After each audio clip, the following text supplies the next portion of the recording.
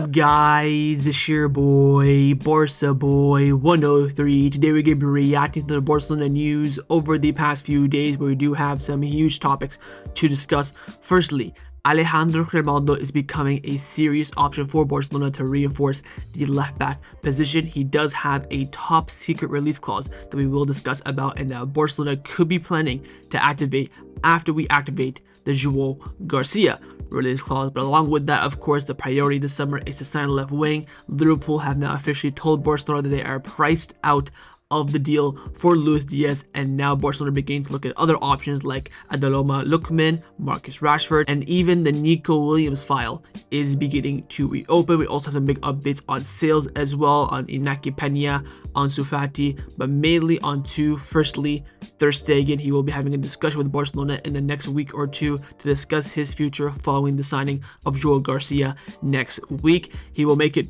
quite difficult for him to leave the club. And also, Clement Lenglet, Atletico want to sign him before the Club World Cup, and Barcelona are progressing well in a contract termination for Clement Lenglet. That way he'll join Atletico Madrid for free, and we can finally get rid of the Frenchman that has been bothering us all this time. Also has some updates as well on other players' futures, some big renewal updates on Tech and Frenkie de Jong, other players in which we do have, percentage of future sales and stuff like that. We'll discuss all that and give you guys a recap on it. La Liga schedules come out and how we're looking as well on FFP. But before we get into it, make sure you guys smash that like button down below, and let's try and get to 200 likes on this video. It would be very much appreciated. And also, if you are new, make sure you subscribe down below if you haven't already, and let's get into it.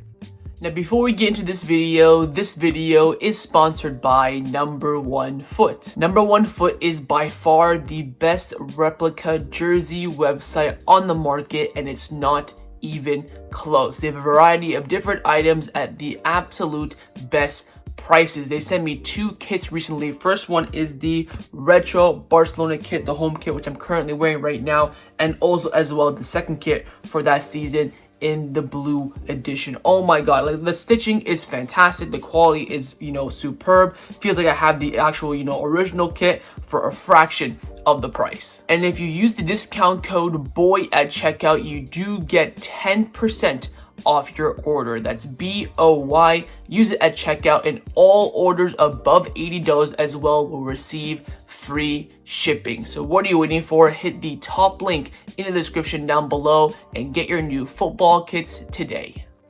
Let's start off with the transfer news over the past few days. The first piece of news that we do have is on the first summer signing for Barcelona in Joan Garcia. This, of course, has been the hottest topic around Barcelona over the past few weeks, and I can finally confirm to you guys that the deal is done. Joan Garcia has said yes to Barcelona, full agreement on personal terms, like I told you guys already a few days ago, and he informed Barcelona, I believe 48 hours ago, that he has given their yes. The club's plan now is to activate his release clause at the beginning of next week, and once that happens, I will make the confirmation here we go video so you guys know about it. But all that is left now is for Barcelona to pay the release clause. I think Joan Garcia now is going to be preparing his farewell message for the Espanyol fans, all this sort of stuff, and of course Barcelona are getting the funds ready to give that check to La Liga into their offices at the beginning of next week. We're hearing either Monday or Tuesday, but this deal is done. Everything between the player and Barcelona is done. All that is left is to activate his release clause and let him join the good side of Catalonia. Now, with the first summer signing on lockdown, the question now is who is next in line. It's quite clear the next in line will be the left wing signing, and of course the main priority was Luis Díaz, but that has now taken a turn for the better for Barcelona, but for the worse in terms of Barcelona's sporting director in Deco. I'm going to go through the timeline so you guys understand what happened, then I'll give you guys my thoughts and analysis. Firstly, Atletico came out saying that initial talks have taken place between Barcelona and Luis Díaz, who remains a high target. There's also some concrete interest from Saudi Arabia. Fernando Polo then came out saying that Luis Díaz's agent has informed Liverpool internally that the player wants to leave this summer to join Barcelona. The player has also ignored a massive offer from Al Nassr with the priority of wearing Barcelona's jersey, and Luis's priority is to move to Barcelona, making moves through his agent. He doesn't want to renew his contract, or he doesn't want to take the offer from Saudi either. He's working actively actively with the club, making it clear that if Barcelona signs him, it will be considerably less than the 80 million euro asking price that Liverpool currently have. Ferran Coras came out saying that Barcelona are certain a deal for Luis Díaz will go through, and the amount Liverpool are asking for will determine whether it can be done before the start of the season or whether they'll have to wait longer, because again, Barcelona have no problem playing the long game. The optimism at the club comes from the fact that the player is willing to change. In fact, they've been talking with his entourage for weeks now, and Barcelona is already aware of the player's wishes. Remember that, by the way, that Barcelona have been talking to Luis Díaz. We're going to come back to that. Barcelona also know that Liverpool need money. They just, of course, bought Junior Frimpong. They want to buy Verts. Blah, blah, blah, blah, blah, blah, blah. Then we got reports from Candacer saying that Luis Díaz has an informal agreement with Liverpool to let him go for a good offer, and Liverpool want around 80 million. Ben Aid then also confirmed that any investment made for Luis Díaz will not be that asking price. It will be much considerably lower. The club has a clear view on this matter. So the club are saying, look, very clearly, we're not paying anywhere near 80 to 70 million. Again, maybe we're looking at in the high, mid to low 60s ish. That's probably where we're going to be. The price point is going to be at. And then this is where everything took a turn. You have Barcelona positivity. We're going to go for, as long as it's a fair price, nothing will stop it. We then got the report from Paul Joyce. Now, Paul Joyce is probably, I would say, the number one source coming out of Merseyside, which of course is Liverpool and Everton. He gets all the information absolutely 100% correct. He came out saying, as of right now, Liverpool are not looking to sell Luis Díaz this summer.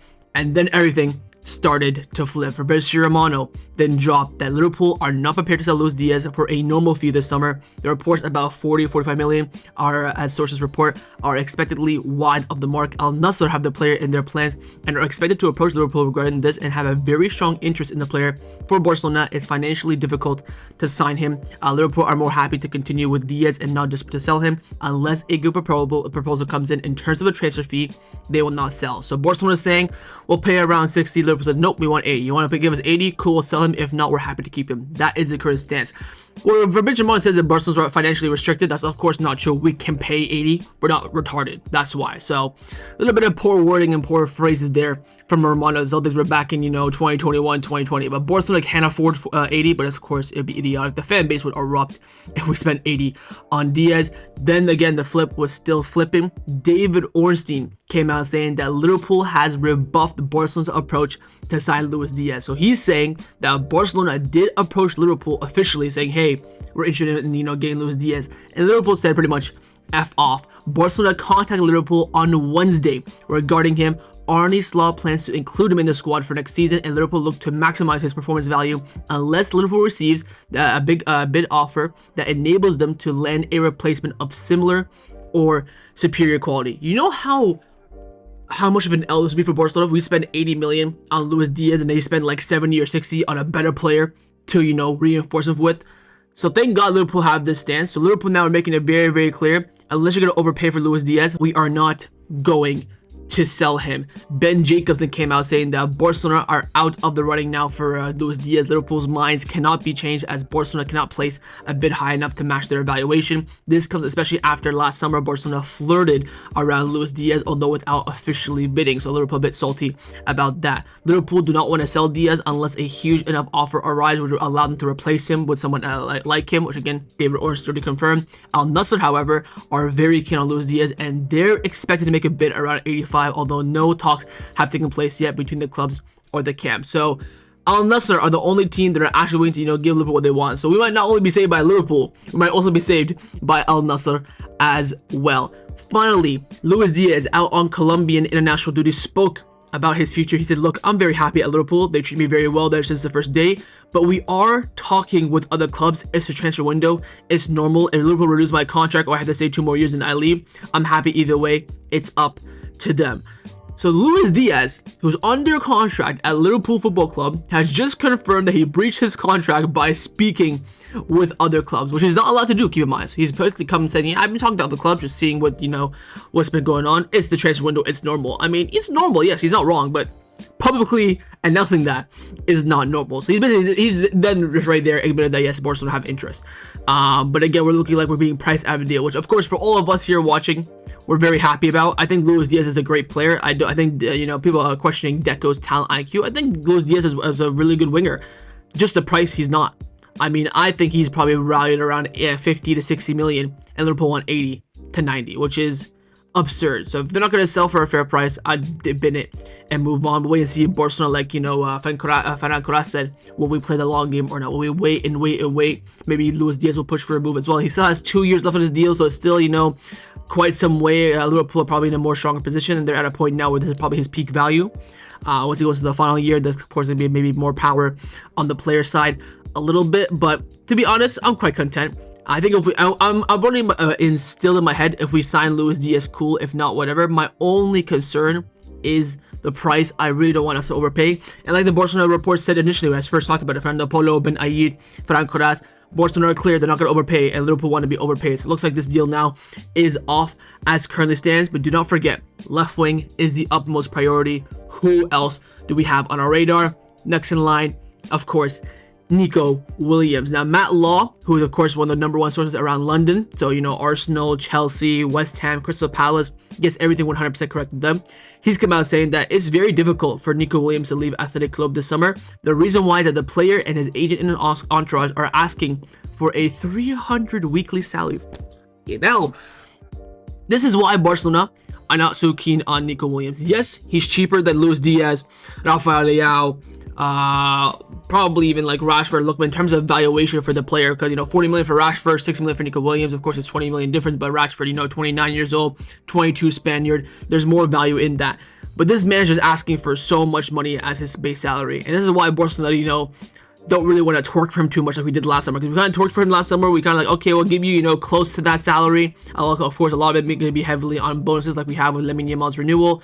But this is the reason why it's going to be difficult. But following not last night, 2 nights ago's Nation League game, where of course Nico Williams did have a very, very good performance, Ben Aid came out saying that Barcelona is fully aware of the admiration Nico has within the fan base, just like we had hashtag Ter Stegen out, and it remains to be seen whether the club will try and sign him or not. However, the emotional aspect and his previous rejection of us last summer will not be the main reason if his signing does not come to fruition. He's saying that, look, the club know that a lot of the Barca fans, and pretty much I would say all Barca fans, want Nico Williams. They like him, but if they don't sign him, the reason is not because he rejected us last summer. And what's he hinting at, of course, here again, is his weekly salary asking price.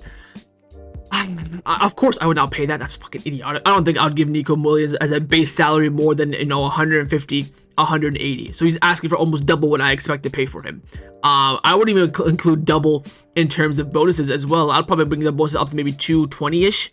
Like, this is the problem, right? So this is why at least the interest is there. The club know that the fans do like him. Luis Díaz is now falling through.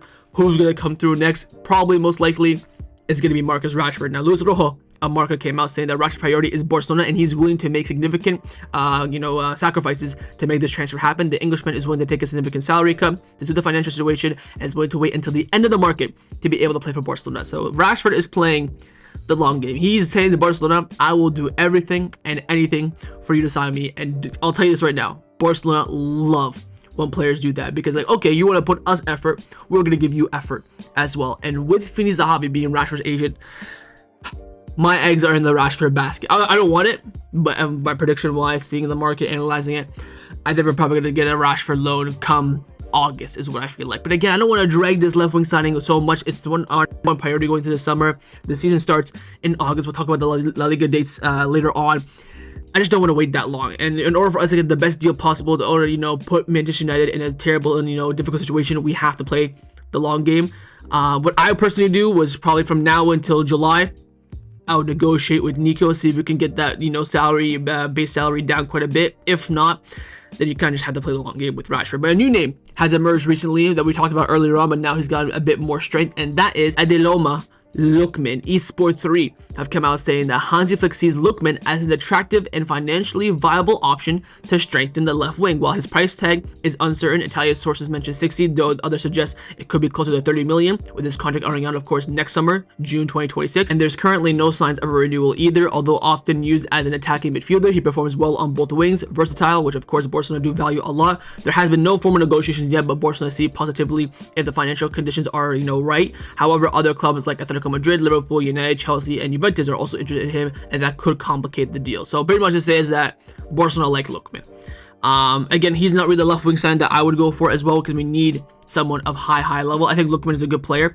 I just think he's not the touchline winger that we need. He's more similar to Rafinha, and we need a winger more similar to Lamine Yamal. Of course, not in talent, but in terms of style of play, reading of the game, movement, and that's what Nico Williams brings. No, fucking Nico Williams and Lamine Yamal were dancing on France the other day, man. Like, could we just not sign Nico Williams? Again, I understand the perception that, oh, all we do is sign Spanish players. I get that, but when the Spanish player is just so perfect for what Barcelona needs, great price, of course, the wages are all over the gaff, it just makes so much sense. But we'll see. It's very interesting to see what Barcelona do shift to over the next few weeks in terms of what we do in the left wing position. Luis Díaz now the main priority. The dream of the sporting director is looking very difficult as of right now. Will we switch?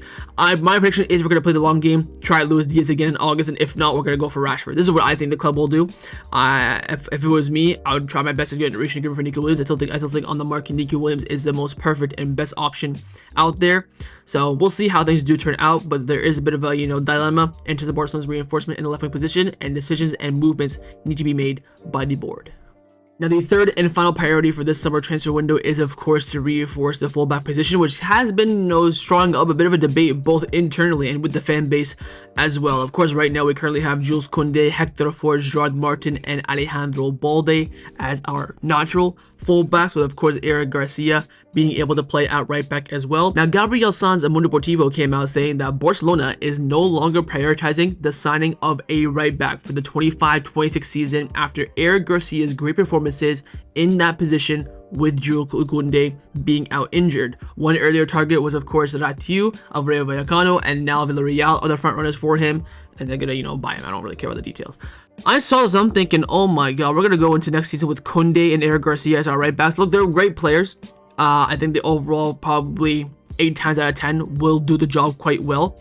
But in those high-level games, your Clásicos, Atletico Madrid, Cup games where it's going to be dodgy, Champions League, you need a natural player on that side. That one has the ability to not only defend but also go forward and create chances. I get like Joan Garcia's gotten some goals and assists this season, similar to just Koundé, but they're not really, creating and, doing that game in, game out. They'll have that one game where they do so well, one game out of 10 or 15. That's the issue. But apparently, we're not going to be signing a right back. We're going to be signing a left back now. Because according to Fernando Polo Mundo Deportivo, Barcelona are planning to sign Alejandro Grimaldo this summer, if possible, although the market value of him is 40 million. He has a release clause of around 18 million euros, and the club plans to activate that release clause after securing the signing of Joan Garcia. Now I'm seeing this thinking, fucking hell, Alejandro Grimaldo, world-class player. I have been twerking for this guy on this channel from back in COVID. When he was a free agent at Benfica, I was praying and twerking. Even when he left his deal, I'm like, yo, pay 10 million and get him. Now I'm thinking, you want to have 2 high-class, world-class players in one position. It just doesn't make sense. Yes, I understand Balde has some injury concerns. Most of the time, probably only plays like 70 minutes. I think he gets subbed off more than he finishes 90 minutes. But he's still world-class. Bringing in Grimaldo, I think, would be not catastrophic, but one of them's going to get upset. One of them's going to get upset to the point they're going to want to leave. And if you're going to spend really 18 million on Grimaldo, what's going to be the game plan? Are we going to see maybe Grimaldo fill in that space, or Balde on the wing? Because you're going to have your wingers being Rafa, Lamine, new left wing signing. You still need one more, really. That was supposed to be, Denny Rodriguez, maybe Tony Fernandez. Maybe you want to keep them in the B team, bring that, full back, playing as a winger if needs be. I mean, I'll take Grimaldo over Gerard Martin, obviously, but I think this is kind of, too high of a level of competition to have in the team. It's like having both Messi and Ronaldo playing at striker. Like, it's just too OP, because one is gonna get upset, and they're both gonna cost you a lot of money, and you're gonna probably try and end up trying to shoehorn them both in the team. That's not gonna work. You're gonna be wasting time in a season. So, I love Grimaldo. I think he's a fantastic player. Definitely the level of Barcelona. I would definitely sign him, but I think it's just too strong a competition. But if you want to risk it, maybe there's another plan of having him play in the midfield, maybe Balde, vice versa. Of course, I'll take it. But this also pretty much confirms, especially with the report here saying that we're not gonna sign a right back. Hector Fort se queda. Koundé, of course, se queda. Joan Garcia, new renewal, new contract, se queda. So the only chance of a fullback leaving now is probably Gerard Martin. We'll wait and see how he does at the Under-21 World Cup. If he does really well and he, drops some match classes, might change the whole entire perspective. We might go into next season with the same fullbacks, which I think would be absolutely catastrophic. If we do not make a fullback signing this summer, I think we're going to go into next season with serious question marks. We're going to go into next season not having guarantees that we're going to be, winning it and being effective in those big moments.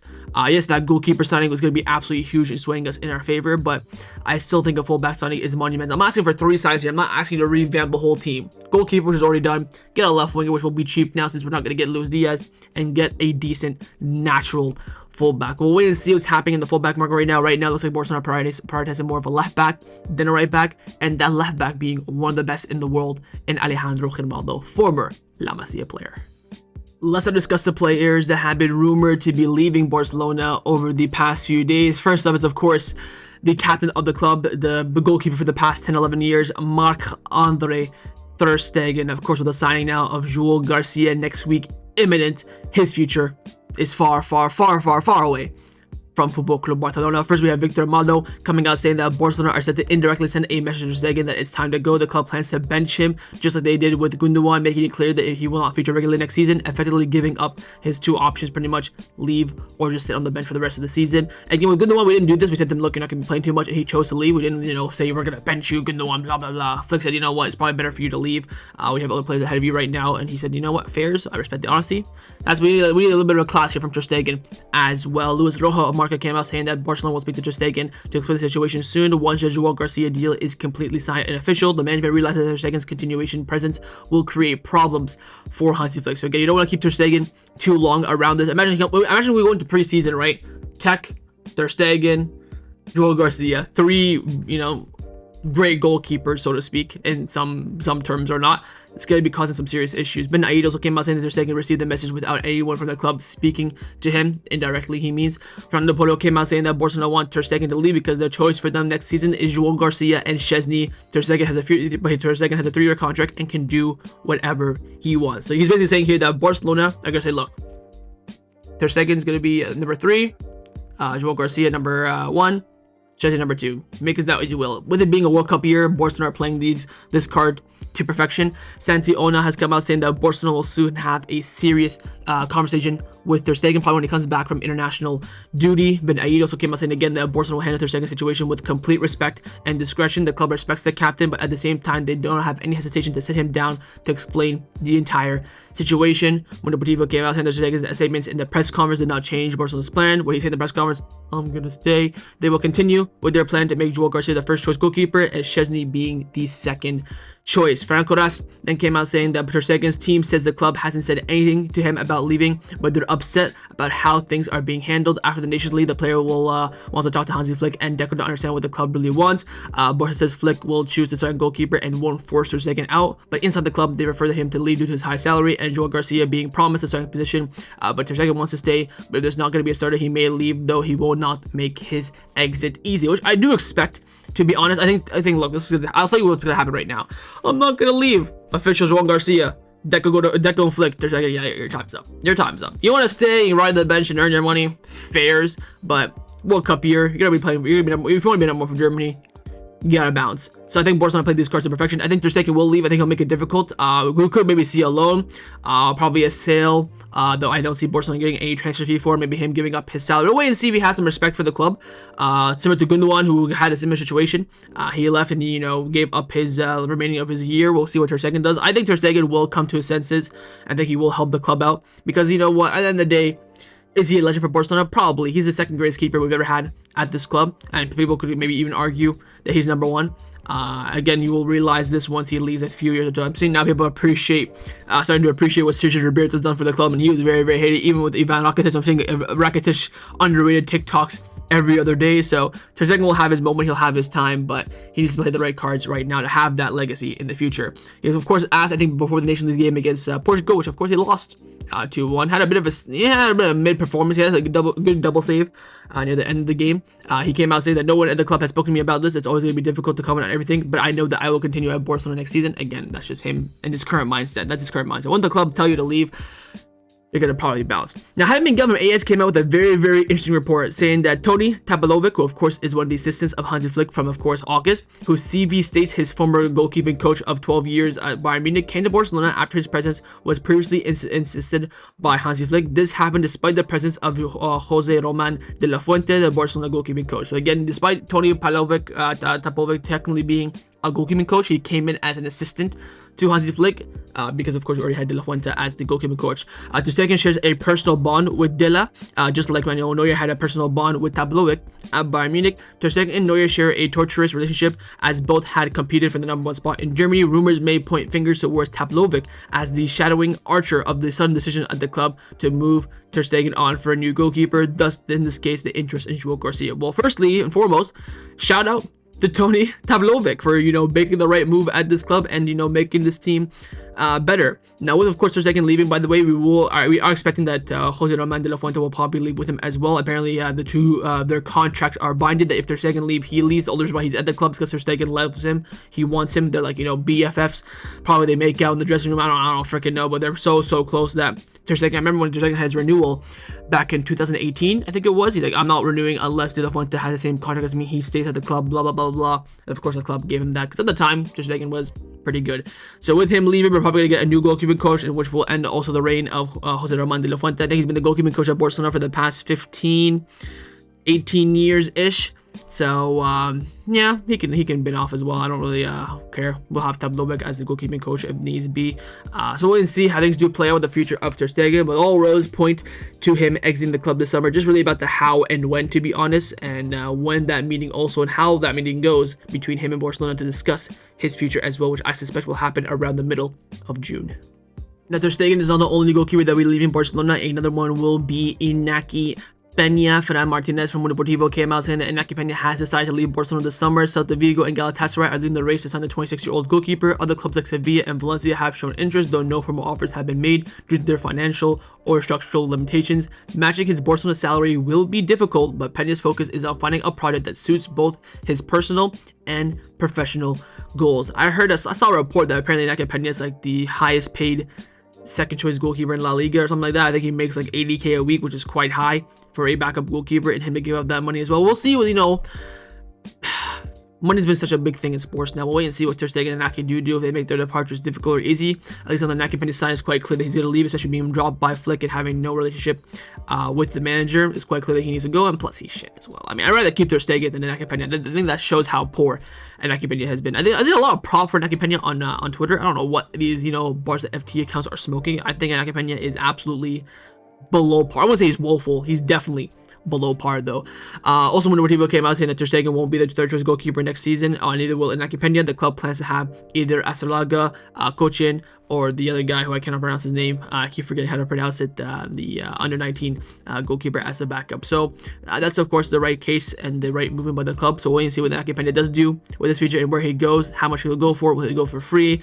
Will he give up his salary? Will he go on loan? All these things are going to be question marks on his future, which hopefully will be resolved before preseason begins in mid-July.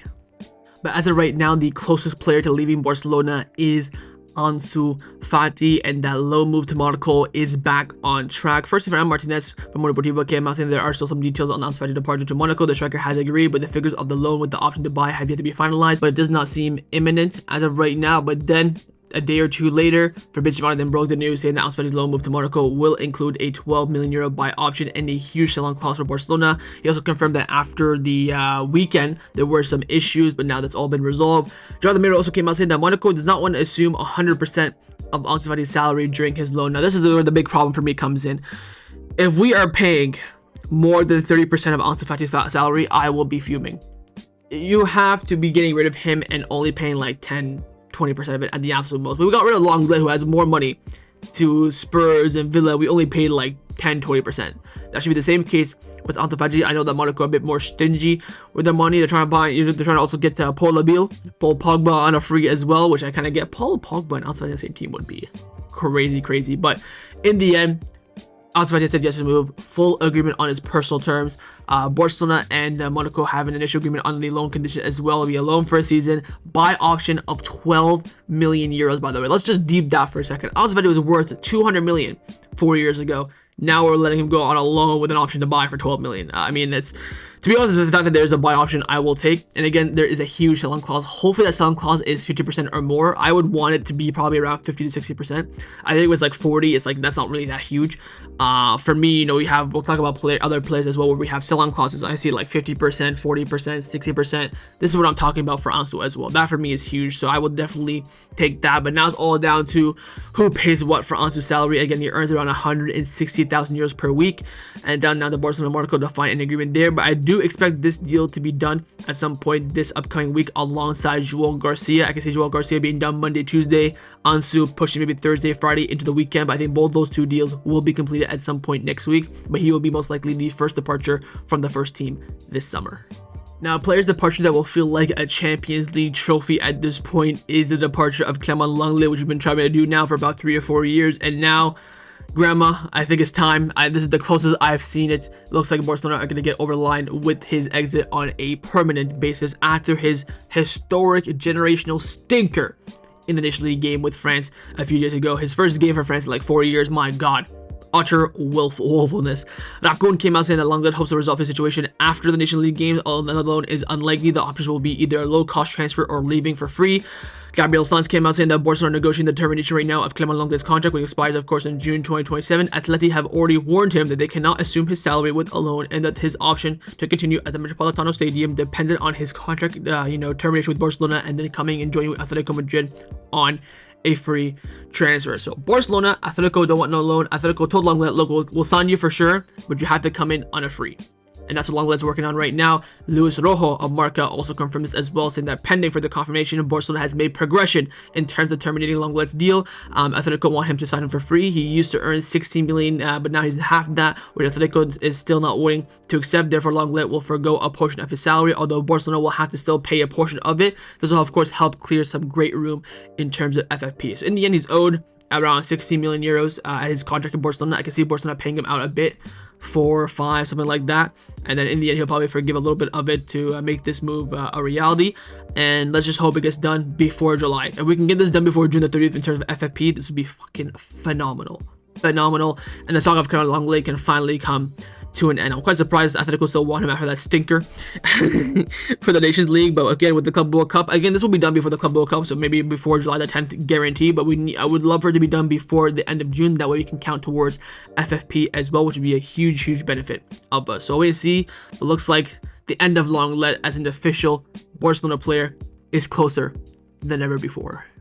Now, there was an official sale for Barcelona over the past few days, and that is Alex Valle to Como, which I've already talked about a lot about on the channel. I think Fabrizio Romano confirmed this about a month and a half, 2 months ago, that Como will activate the release clause, and now it is official. Both Como, Alex Valle, and Barcelona announced the fact that Como have activated his release clause, and he will move there now on a permanent basis, no longer a Barcelona player. According to reports, again, it's going to be for that 6 million evaluation, and again, we'll wait and see if that is divided up into variables or not. What we're hearing right now that it's not, so we're going to get the full 6 million straight in our pockets instead of that 4 plus 2 that there were some rumors about, especially I think from Romano as well. But as of right now, it looks like we're just gonna get that 6 million full cash in, which of course we will take. And we're wishing Alex Valle all the best in his future.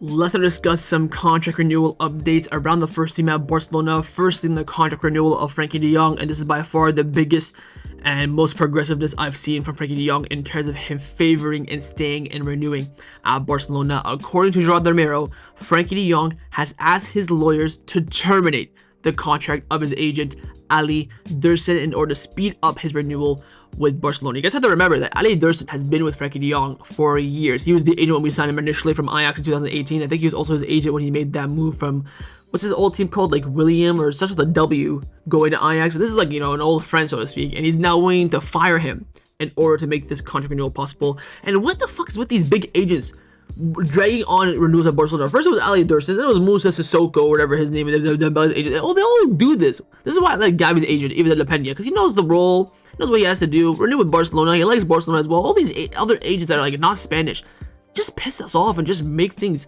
so much more difficult and so much harder than it needs to be. But this for me is huge. Firing your long-term agent just to stay at Barcelona, that shows true commitment, and this for me is huge. I hope and pray we get a Frenkie renewal before we head out on the Asia preseason tour, which will be around end of July, around July 20th. If we can get that renewal done before then, that for me is going to be the perfect outcome. And with this move being made, I think we're more likely into that fact. So we'll wait and see how things turn out. But again, Frenkie de Jong making steady and well progression with his renewal at Barcelona based on firing his long-term agent.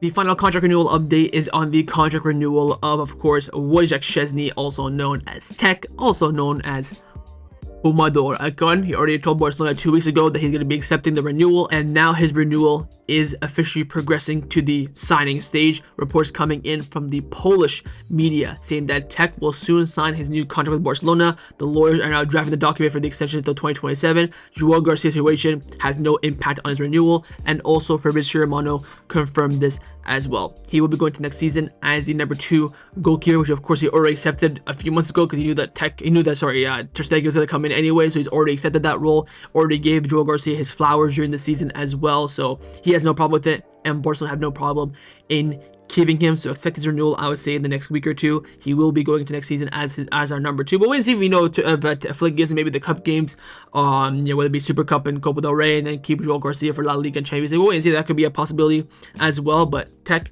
number 2 goalkeeper next season, confirmed. Now, one of the ways that Barcelona can make profit this summer is by, of course, means of other assets that we still have rights and money owed for them. We're going to be discussing now some updates on terms of players and where Barcelona do owe percentage of future sales or sell-on clauses or stuff like that. We'll give you guys an update to watch out for these players' moves this summer. Firstly, on Trincao, Mundo Deportivo came out saying the renewal with the Sporting is expected for Trincao, and his current contract, of course, ends in 2027, and Barcelona do have 50% right of any sale, with Manchester United being interested as of right now. He, of course, started for Portugal in the Nation League against Germany as well. He's attracted some good interest. Again, if Trincao is sold, we are owed 50% of the transfer fee. We actually already got some money recently as well, and that's for the sale of Alex Collado. Real Betis have actually sold him officially now to a Qatari club, and they sold him for 2.5 million euros, and we were owed 20% of any future sale, which means that we do receive 500,000 euros. A little bit of money, but of course we will take it. And Collado will now be taking his talents to Qatar on a permanent basis, and he'll be playing there. Great talent. Look where he's ended up. It just sucks when you had so many wingers at the time. But 500,000 coming in for Collado, confirmed. Another one that's going to be confirmed as well is the move for Jean-Claire Todibo from Nice to West Ham. Of course, last summer he came on loan with an obligation to buy. Tick tock, obligation to buy was activated yesterday, and with that activation being said, Barcelona will receive 8.5 million for Todibo, which means that we accumulated a total, I believe, of around 17 million for him. I think we bought him for about 6. We sold him for 17. Of course, we sold them to Nice for 8.5. Now we got another 8.5 for that sell-on clause as well. I think we loaned him to Schalke or something like that, where we got a little bit of money there as well. So we made some good money off Todibo, but 8.5 million coming in from him. So we have 8.5 plus 500k from Collado. So we already have 9 million in the bag in terms of future assets being sold. One to watch out for, another one is being Oscar Mingueza, where Barcelona do hold 50% of any future sale. He's a 20 million euro release clause contract until 2026. We'll see if Celta want to renew that or not. But his release clause right now quite low. If his release clause is activated, we get 10 million. Right now we do owe, of course, 50% of any future sale, so keep that in mind as well. Next one up is a name we haven't heard in quite some time. That is Michael Faye. Hasn't done too, no, I'm not saying he hasn't done poorly, but he hasn't really been, a mainstay for Rennes this past season. He's been really a squad player, only playing 12 matches. But Barcelona are owed 30% of the capital gain. What does that mean? In terms of the profit that Rennes make on the Michael Faye deal, we owe 30% of that profit. So we sold him for 10.3. So in order for us to get 30% capital gain, we have the hope that Rennes sell him for more than 10.3. Then whatever they sell him for, that's more than 10.3, we get 30% of that. So for example, they sell him for 15 million, they of course made a capital gain of 4.7, so we get 30% of that 4.7 million euros. So we still have some money owed there on Michael Faye, and also for Abdi Islazelu. But don't forget, we did of course decrease our percentage with the sale or slash loan, should I say, of Victor Roque. So Betis had, of course, initially 50% of his rights, and now they have 80% of his rights, which means that we gave up 30% of Abdi's, future sell-on clause for the Victor Roque loan to terminate it, of course, and not have to pay a penalty to, of course, sell him to Palmeiras, which I think Barcelona made a good move there. So we are owed 20% now of any future sale of Abdi. So keep that in mind as well. Whatever bet to sell him for the future, if they do sell him in the future, we are owed 20% of that. Also, another one up is Ferran Jukla, who is looking to actually move away from Club Brugge, and Barcelona are owed 10% of capital gains. So same thing as Mikal. So whatever Ferran Jukla is sold for by Club Brugge, I think we only sold him for like 2 or 3 million.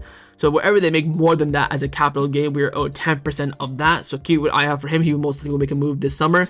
And last but not least, a player that we've been talking about now for fucking 5 or 7 years now, Mika Marmol. We are owed 50% of his future right, and he currently has a 10 million euro release clause. With Las Palmas being relegated, there could be some clubs coming in for him, those middle tier clubs as well, your Osasunas, your Sevillas, maybe even your upper echelon ones like Sociedad, Betis, Villarreal. 10 million euro release clause for him, and again, that release clause most likely will get activated. We are owed 50% of that, which means 5 million coming in. So overall, I think right now basically we're guaranteed about 30 million from these. Of course, the capital gains was like Ferran Jukla and Mikal, you never know. With Abdi and maybe Mingueza, I don't really expect him to leave, but Mika Marmol could leave, Ferran Jukla could leave. We could be making some serious cash, and these of course are going to be always very impactful on Barcelona's profit and their budget for the summer. So keep your eyes on these players and what moves they make this summer, and most importantly, for how much as well. Let's now discuss some of the news starting in Barcelona over the past few days. First up, the La Liga schedule has been officially confirmed by the league, and the league will be getting the weekend of the August 17th and will be concluding the weekend of May 24th. So again, very similar to what we had this past season, and we do have 4 international breaks during the season, the same 4 as last time. 1 in September, October, November, then 1 in March as well. Christmas break will be taking place at the same time too, from December 24th, my birthday, until July the 4th. So very similar to last season, barring just a few dates plus or minus here or there. But again, it'll start about the 2nd or 3rd weekend of August and the last weekend of May. International break September, October, November, and March. Christmas break, of course, in the middle as well. And Barcelona's plan is still to ask La Liga to play the first few matches away from home to have the Spotify Camp Nou fully ready to go. Catalonia Radio came out saying that Barcelona have reached an agreement with La Liga to play the first 4 La Liga games for next season away. This will make room for the completion of the works for the Spotify Camp Nou, which we are trying to play there for the the Joan Gamper, which doesn't make too much sense, but we'll wait and see how that does take place. But again, the schedule is on the screen for you here. You're going to pause and look at the exact dates, and again, we are planning to maybe potentially have the first 4 games being away from home. Now, as I mentioned on the channel quite a few times now, we're going to of course be having the preseason in Asia this year. I think 2 games in South Korea, 1 in Japan, but there is potentially 1 scheduled beforehand in Morocco, but that now is going to be put in the hands of Flick to decide. Fernando Polo came out saying that Barcelona has an offer to play in the city of Casablanca during the preseason on July 20th. The plan is to return within the same day since it's a short trip from Barcelona. However, the financial decision is on Hansi Flick, who will decide whether it's appropriate for the preparation of the team or not. So thankfully, with us having some success this past season, we're not really desperate for money, so we can actually make the best call for the players and for the preparation. So Fernando Flick himself, if you want to go there and come back same day, if you think that's viable for the players, then we will do that. If not, we'll just have the preseason games in Asia, then of course Joan Gamper afterwards. So we'll wait and see what Flick does decide in terms of the Moroccan friendly. And the final topic that I want to discuss for an end off this video is in regards to FFP, where we currently at in returning to the 1-1 rule. According to Raccoon, Barcelona believe that they will soon reach the ideal situation and return to the 1-1 rule. It is also remembered that the club has already sent its financial drafts prior to the end of the year to La Liga, and it has been studied. In the coming days, the club will begin to know how close they are or how far they are from being back to being in the 1-1 rule. Again, with the sales that we do expect right now, Ansu, Inaki, Lenglet, I would say imminently. Of course, they're saying will be quite some time if we're being honest. I think there will be a bit of a positive. Of course, we do have Joan Garcia coming in as well. We have the VIP seats being installed and already, confirmed by Lookman as well. So I think we'll be all right. Of course, the Liga will do everything they can to make it more difficult for us. So we'll wait and see where we do stand after this prior draft is announced by La Liga. But Barcelona internally, quite confident. So that was my reaction to the Barcelona news over the past few days. Hopefully you guys enjoyed this video. If you did, of course, make sure you drop a like down below, and of course in the comments down below as well, let me know your thoughts on everything we did discuss. The main thing I want to firstly, of course, is your thoughts on Alejandro Grimaldo being an option for Barcelona. Would you go for him or not? Secondly, your thoughts on the Luis Díaz deal collapsing now, and who would you go as an alternative option? Nico, Lookman, Rashford, whoever it may be. Thirdly, your thoughts on the future of Ter Stegen. How difficult do you think it will be for him to leave Barcelona this summer? Think he'll make it easy for us or not? And finally, your thoughts on that sale of Clement Lenglet. Think it will happen before the Club World Cup or not? And of course, make sure you guys subscribe down below if you haven't already, and I will see you guys next time on the channel. Take care and Forza Barca. Go, go, go, go, go, go, go, go, go, go, go, go, go, go, go,